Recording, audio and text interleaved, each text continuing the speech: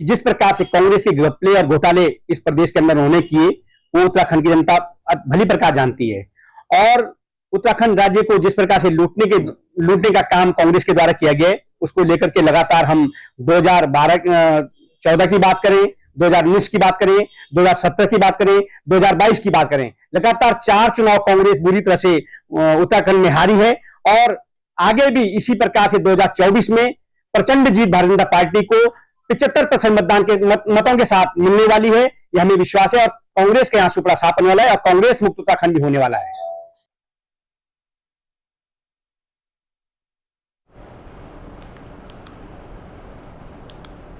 जनपद हरिद्वार में बारिश के कहर से किसानों को काफ़ी नुकसान हुआ है। भारी बरसात के चलते लक्सर, मंगलौर, खानपुर में आई बाढ़ से सबसे ज़्यादा खेती को नुकसान हुआ है।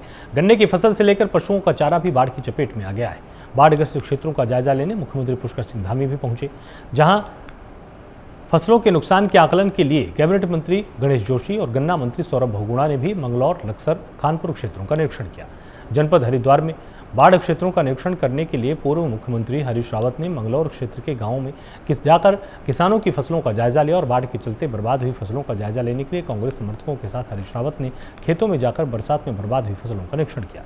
उन्होंने बाढ़ प्रभावित क्षेत्रों में किसानों की बर्बाद हुई फसलों का मुआवजा देने की मांग की है। उन्होंने धामी सरकार से किसानों के हुए नुकसान का 10,000 रुपये प्रति बीघा मुआवजा दिए जाने की मांग की है। हरीश रावत ने कहा कि लक्सर, खानपुर और मंगलौर क्षेत्र में किसानों की पूरी फसलें पूरी तरह से बर्बाद हो गई हैं। इसके साथ ही प्रदेश सरकार को जनपद हरिद्वार के पीड़ित किसानों को उचित मुआवजा देना चाहिए। अगर सरकार उनकी मांगें नहीं मानती है तो अपने समर्थकों के साथ अनिश्चितकालीन धरना दे देंगे।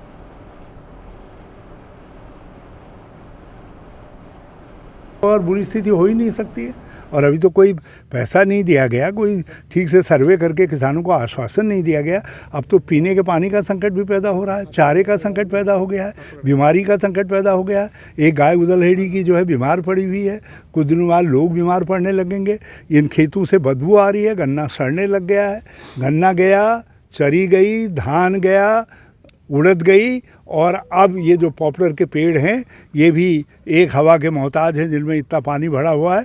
एक हवा तेज़ आएगी, न जाने कितने पेड़ इसमें से धराशायी हो जाएंगे। तो ये पेड़ धराशायी नहीं हो रहे हैं, गन्ना धराशायी नहीं हो रहा है, किसान की आशाएं, उसका विश्वास धराशायी हो रहा है। वो दूसरे फसल के लिए तैयार हो सके, उसके लिए आवश्यक है कम से कम, मैं तो बहुत कंजूसी के साथ इस सरकार की कंजूसी को देखते हुए कह रहा हूँ, 10,000 रुपया बीघा से कम यदि दिया गया तो किसान दूसरी फसल बोने लायक भी नहीं हो रह पाएगा। देखिए, चूँकि अतिवृष्टि हुई है और फसलों को और लोगों के घरों में जो है अतिवृष्टि से भारी नुकसान हुआ है। और इस अतिवृष्टि के सापेक्ष में बहुत जगह ड्रेनेज की समस्याएं हैं। देखिए, आप देखें फसलों में जो पानी है वो एज इट इज़, जो वर्षा का जो पानी है वो एज इट इज़ रुक गया है, जिससे किसानों को बहुत भारी नुकसान हुए। और आदरणीय हरीश रावत जी ने भी और हम लोगों की मांग है कि किसानों को कम से कम 10,000 रुपया बीघा का मुआवजा दिया जाना चाहिए।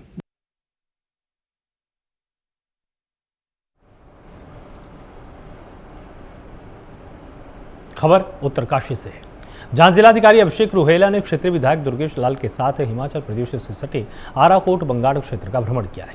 आपदा प्रभावित ग्रामीणों का हालचाल पूछने के साथ ही राहत और पुनर्निर्माण के कार्यों का निरीक्षण करके अधिकारियों को आवश्यक निर्देश दिए गए। पिछले दिनों हुई अतिवृष्टि के कारण मोरी तहसील के विभिन्न इलाकों में भूस्खलन होने के कारण सड़कों सहित अन्य संपत्तियों और खेती को काफी नुकसान पहुंचा था। प्रशासन ने तात्कालिक रूप से आपदा प्रभावितों को राहत पहुंचाने के लिए सहायता राशि के वितरण और अवरुद्ध सड़कों को खोलने और नागरिक सुविधाओं की बहाली पर ध्यान केंद्रित किया था। जिला प्रशासन ने अब आपदा प्रभावित क्षेत्र में पुनर्निर्माण कार्यों को तेजी से संचालित करने और भूस्खलन के प्रभावित क्षेत्रों में सुरक्षा और स्थायी उपचार की योजना तैयार करने पर ध्यान केंद्रित किया है। इसके साथ ही सेब उत्पादन वाले इस इलाके में बागवानी उत्पादों के ढलान को सुचारू बनाए रखने के लिए भी प्रशासन ने अपनी शीर्ष प्राथमिकता में इसको शामिल किया है। इसी सिलसिले में जिलाधिकारी अभिषेक रुहेला ने आपदा प्रभावित मोरी तहसील के विभिन्न इलाकों में जाकर राहत और पुनर्निर्माण कार्यों की मौके पर पड़ताल की। प्रभावितों से भेंट करके उन्हें हर संभव मदद देने का भरोसा दिलाया गया है। सेटिस्फाई का नहीं है, लेकिन मैं एक चीज़ कहना चाहता हूँ, ये प्राकृतिक आपदा है, ये प्रकृति की मार है। और ये सिर्फ ओनली आराकोट बंगाल में नहीं या मोरी ब्लॉक में नहीं, प्रोला में नहीं, पूरे ऑल ओवर इंडिया में हुई है। पूरे इवन दो आप हिमाचल प्रदेश में देखिए या अन्य प्रदेशों में देखिए, भीषण आपदाई जहाँ पे जान माल का भी नुकसान हुआ। लेकिन मैं ऊपर वाले का शुक्रगुजार हूँ कि मेरे क्षेत्र में कोई जान माल का नुकसान नहीं हुआ।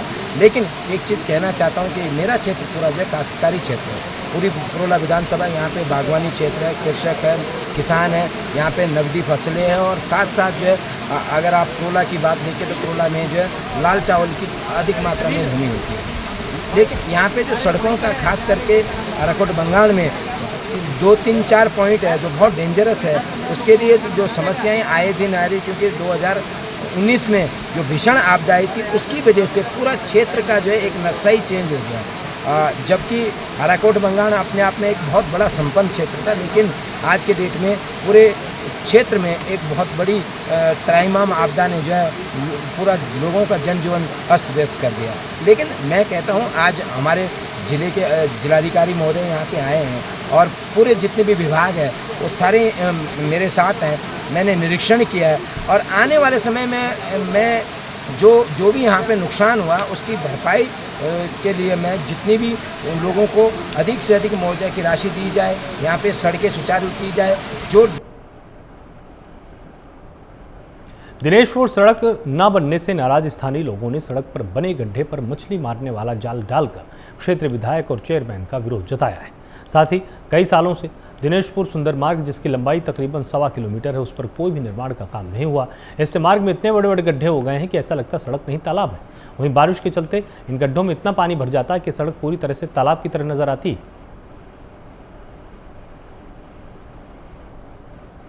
ये रोड दिनेशपुर थाना अंतर्गत सुंदरपुर रोड कहा जाता है।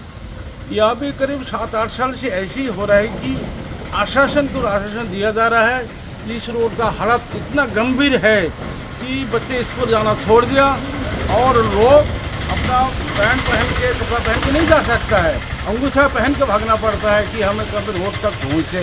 लेकिन हम लोग यहाँ के चेयरमैन विधायक जी कहते कहते थक गए। मेंबर तो छोड़िए, उनको तो कमीशन का मतलब है, आजकल कमीशन की चलता है सब, चाहे रोड बने किसी का अच्छा हो बुरा उससे कोई मतलब नहीं है।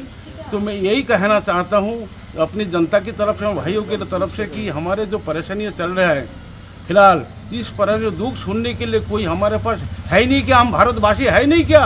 हम उत्तराखंड के लोग है नहीं क्या? हमारा बात क्यों नहीं सुना जा रहा है? क्यों हमारे तरफ ध्यान नहीं दिया जा रहा है? यहाँ नेता लोग कहाँ तक सोई हुए, बाकी काम हो रहा है, कहीं 50 करोड़, कहीं 30 करोड़, कहीं 20 करोड़ पैसा लग दिया जा रहा है, लेकिन हमारे रोड के ऊपर ध्यान क्यों नहीं दिया जा रहा है? हम साफ सुनना चाह रहे हैं यहाँ के जनप्रतिनिधि जी, अगर श्रीमान मुख्यमंत्री धामी सरकार जी के पास ये बात पहुँचता है तो आप ज़रा ध्यान दीजिए। हमारा गरीब जनता बहुत बेहाल है एवं डीएम साहब को आदेश दीजिए कि हमारे रास्ते के ऊपर ध्यान दे। बाकी यहाँ के नेतृत्व के लोगों पर हमारा कोई भरोसा रहा ही नहीं।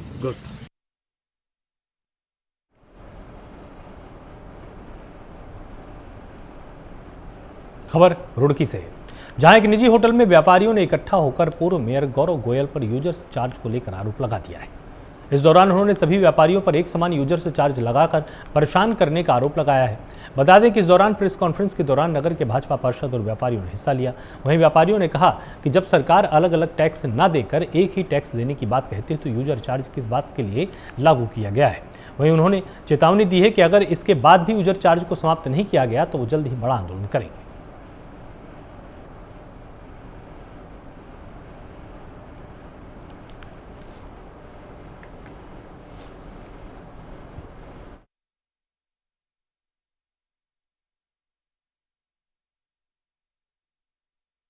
क्योंकि मैं एक जिम्मेदारी व्यापार मंडल की मेरे ऊपर है और समय समय पर जब हम लोगों के बीच में जाते हैं तो दुकानदार हो चाहे वो गली मोहल्ले का छोटा व्यापारी हो, सब लोगों की पीड़ा है कि यूजर चार्ज हमारे ऊपर थोप दिया गया और मैं स्वयं भी उसको 500 रुपये हर महीने मैं भी देता हूँ।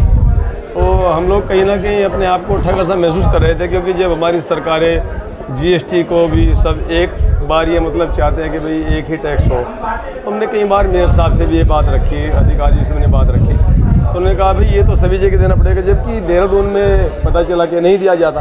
तो अपनी मनमर्जी के टैक्स वसूलना और फिर जनता के बीच में जाकर अपने आप को पाक साफ बताना, तो कहीं ना कहीं पीड़ा थी, कई विषय थे हमारे मन में व्यापारियों के प्रति। आज हमने वो रखे और हम तो समय समय पर जो है ज्ञापन भी देते रहते हैं। हमने कई बार ज्वाइंट साहब को ज्ञापन दिया, मेयर साहब को दिया, वहाँ जो पदाधिकारी हैं MNS हैं उनको भी ज्ञापन देते रहते हैं और उनका निस्तारण भी कई बार अधिकारी करते रहते हैं। लेकिन अभी अचानक से, क्योंकि ये जो दौर पिछले 10 दिन 15 दिन से चल रहा है आरोप प्रत्यारोप का, और इसमें जनता, क्योंकि मैं एक अपना मेरा सामाजिक जीवन के साथ साथ मेरा प्रतिष्ठान भी है, तो लोग कहते हैं आकर के भाई जहाँ 5 साल जो है इस सीट पर, क्योंकि जो नगर पिता के रूप में एक प्रतिनिधि था उसको एकदम ऐसे अचानक इस्तीफा दे दिया, तो पीड़ा है लोगों के अंदर कि ऐसा नहीं करना चाहिए था। जहाँ एक तरफ शहर में लोग तरह तरह से डूब रहे हैं, नालों में पानी की परेशानी हो रही है, तो ऐसे समय में जो है अपनी जनता के साथ उस राजा को खड़ा होकर कंधे से कंधा मिलाकर उनका जो है समाधान करना चाहिए था उनको।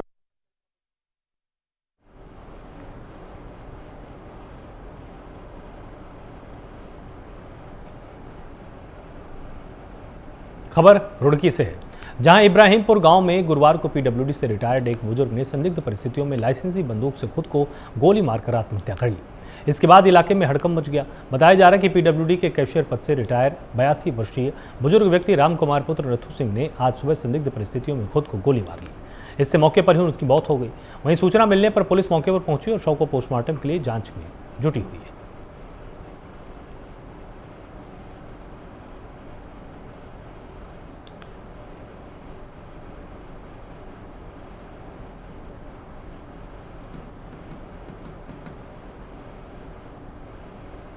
सारी हैं जो रिटायरमेंट के उपरांत घर में इलाज में आए थे और लगभग उम्र 82 वर्ष बताई जाती है। इसमें बंदूक से गोली मार के आत्महत्या करना बताया गया है। पोस्टमार्टम के लिए और पंचायतनामे की कार्रवाई के लिए मॉर्चरी में शव को लाया गया है। बाकी जो भी चीज़ें प्रकाश में आएंगी उसके आधार पर आवश्यक कार्रवाई की जाएगी।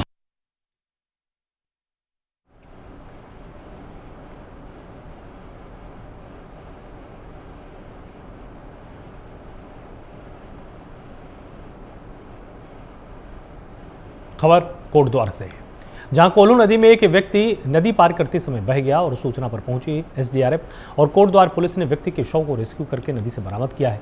बता दें कि पर्वतीय क्षेत्रों में लगातार हो रही भारी बारिश के कारण तराई क्षेत्र में नदियां उफान पर हैं, जहां वन विभाग की कोटड़ी रेंज के जंगलों से निकलने वाली कोल्हू नदी की तेज बहाव में सुबह लाल पानी निवासी अशोक भंडारी पुत्र सुल्तान भंडारी साथियों के साथ नदी पार करते समय संतुलन खोने की वजह से कोल्हू नदी में बह गया। वहीं पुलिस ने मृतक के शव को कब्जे में लेकर पोस्टमार्टम के लिए भेजा है।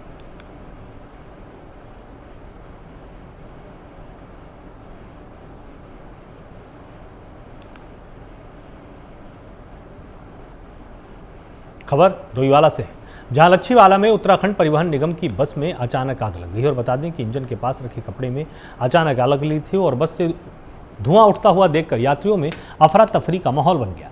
इसके बाद ड्राइवर की सूझबूझ से बड़ा हादसा होने से टला है, जहां बस में सवार सभी 24 यात्री बाल बाल बच गए।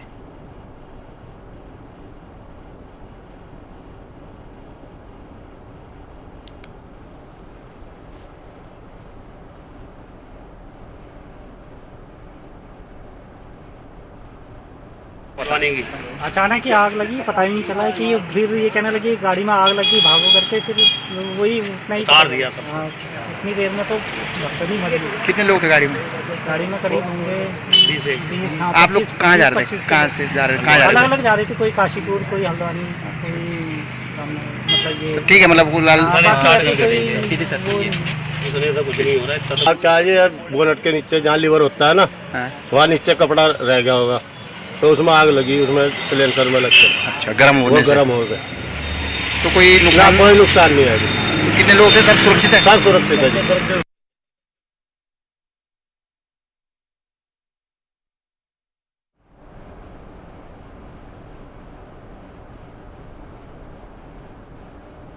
पौड़ी जिले के खिरसू खेड़ा खाल पौड़ी मोटर मार्ग पर एक पिकअप वाहन के अनियंत्रित होकर खाई में गिरने से वाहन चालक की मौत हो गई।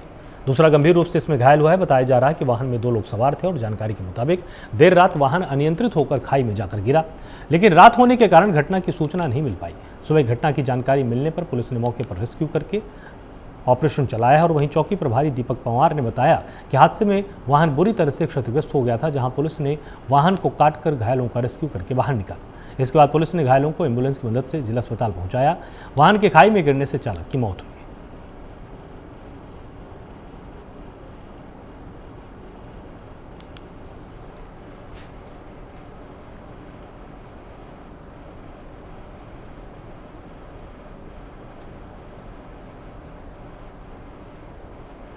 सुबह सूचना मिली हमें 8:30 के आसपास कि मांडा खाल से आगे एक गाड़ी पिकअप रात को गिर गई 1 बजे के आसपास रात को। तो सुबह सूचना मिली तो सुबह सूचना पे हम लोग सभी, मैं SSI और बाकी जो हमारी 112 है और चौक इंचार्ज बाबू और जो हमारी चेतक वगैरह सब मौके पहुँचे और उसमें आपदा की टीम थी, फायर सर्विस वगैरह सब लोग हम मौके पहुँचे और मौके पहुँच के देखा तो गाड़ी के अंदर 2 लोग फंसे थे। तो उन लोगों को जो स्थायी लोग थे कुछ उनकी हेल्प से और आपदा वालों की हेल्प से, फायर सर्विस की हेल्प, सबसे की हेल्प लेके उन लोगों को सकुशल बाहर निकाला गया। सर पैठानी से आ रहे थे, रास्ता भटक गया होगा, इन लोग उल्टे रास्ते में आ गए। तब फ़ोन लगा रहे थे, फ़ोन तो उठा नहीं, तब हम लोग ढूंढने लगे, पैठानी से मिला। तब फिर वहाँ पे हम लोग को पता हुआ कि बल ड्राइवर इस रास्ते में है, एक गाड़ी गिरे हैं, वहाँ जाकर देखे। फिर आदमी पूरा रात छानबीन हुआ, तब ज़्यादा मालूम पड़ा, तब लेके आए। जिनकी मौत हुई श्रीनगर में। खबर रुद्रपुर से, जहां बीती रात एक बदमाश ने घर में घुसकर एक दंपति की धारदार हथियार से हमला करके हत्या कर डाली।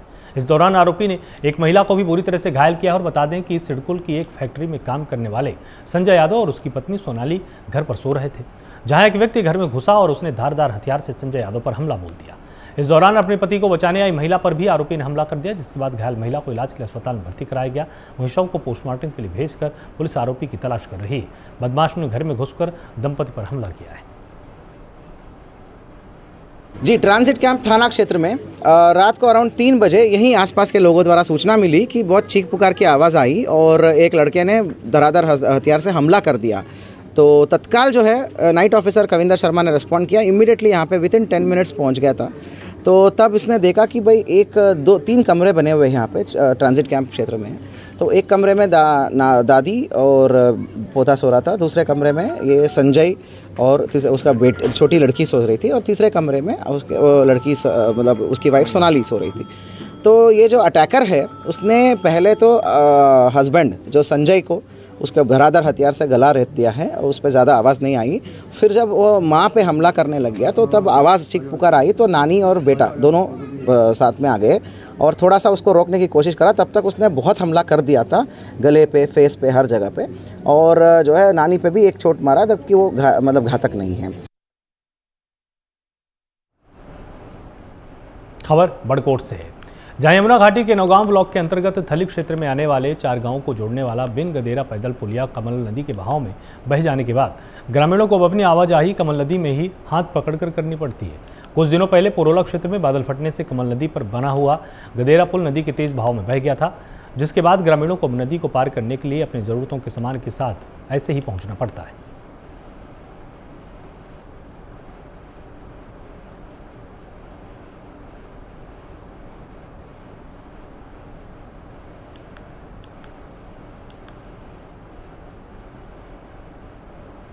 विधानसभा अध्यक्षा रितु खंडूड़ी ने राज्य योजना के अंतर्गत कोटद्वार के गास्टनगंज स्थित राजकीय उद्यान खान गार्डन में 55 लाख की लागत से निर्मित 4 दीवारी का लोकार्पण कर लिया है।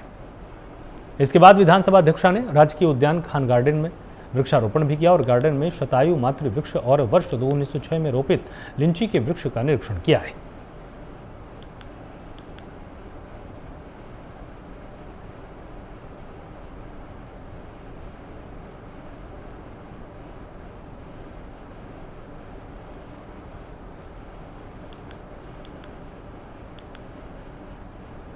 खबर रुड़की से, जहां उद्यान और खाद्य प्रसारण विभाग ने बरसात के चलते आम, अमरूद सहित कई तरह के पेड़ लगाने के लिए किसानों के साथ आमजन को प्रोत्साहित किया है। उद्यान विभाग के प्रभारी राजेश प्रसाद जसोला के मुताबिक बरसात के मौसम में क्षेत्र के किसानों के साथ साथ अन्य लोगों को ज़्यादा से ज़्यादा फलदार पेड़ लगाने के लिए प्रोत्साहित किया जा रहा है। उन्होंने ये भी कहा कि कोई व्यक्ति यदि 5 फलदार पेड़ लगाता है तो उसे उद्यान विभाग की तरफ से 5 पौधे निःशुल्क दिए जाएंगे। वहीं अगर कोई बड़ा बाग लगाना चाहता है तो उसे सरकार की तरफ से प्रोत्साहन राशि भी दिलवाई जाएगी।